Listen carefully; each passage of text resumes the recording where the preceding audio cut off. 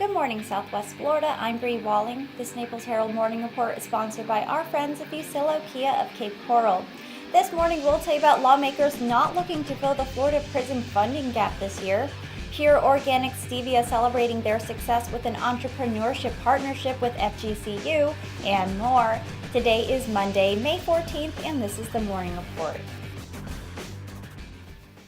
Despite warnings that cuts to substance abuse programs and transition services could result in more prisoners behind bars, the Senate Appropriations Chairman said lawmakers aren't planning to plug a $28 million budget gap at the Florida Department of Corrections until next year. But Budget Chief Rob Bradley indicated corrections healthcare problems may spur lawmakers to consider criminal justice reforms that have failed to gain traction in previous years.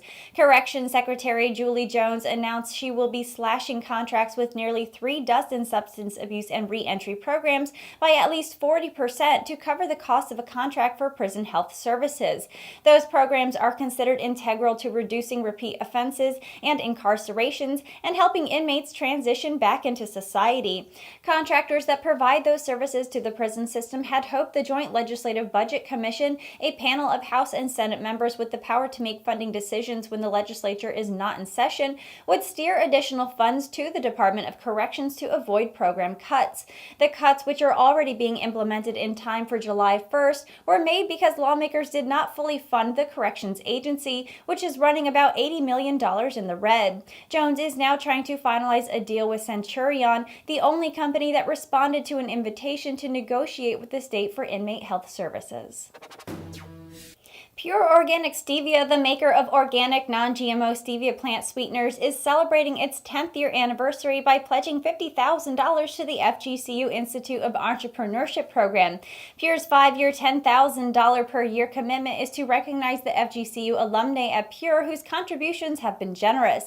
CEO and founder Benjamin Fleischer hopes to advance the Pyure partnership in the years to come so that more students can benefit from a life-changing academic experience at FGCU. Pyure's recent success included a 39% increase in overall sales, accumulating over $100,000 in total, more than Splenda, Truvia, Sweet and Low, and Stevia in the raw combined. Their success stems from years of trials and tribulations faced by Fleischer and his team.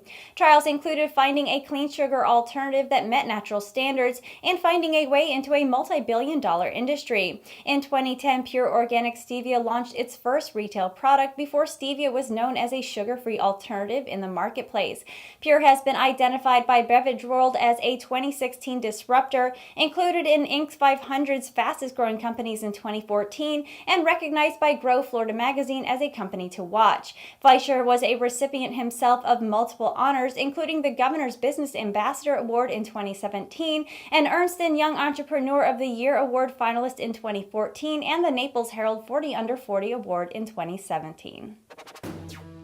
In a surprising overture to China, President Trump says he would help a Chinese telecommunications company get back into business, saying too many jobs in China are at stake after the U.S. government cut off access to its American suppliers. At issue is the Commerce Department's move last month to block the ZTE Corporation, a major supplier of telecom networks and smartphones based in southern China, from importing American components for 7 years.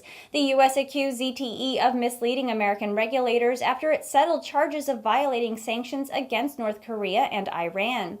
The case dates to before Trump took office in January of 2007, but the Commerce Department's decision came amid worsening trade tensions between the U.S. and China centered on technology-related intellectual property.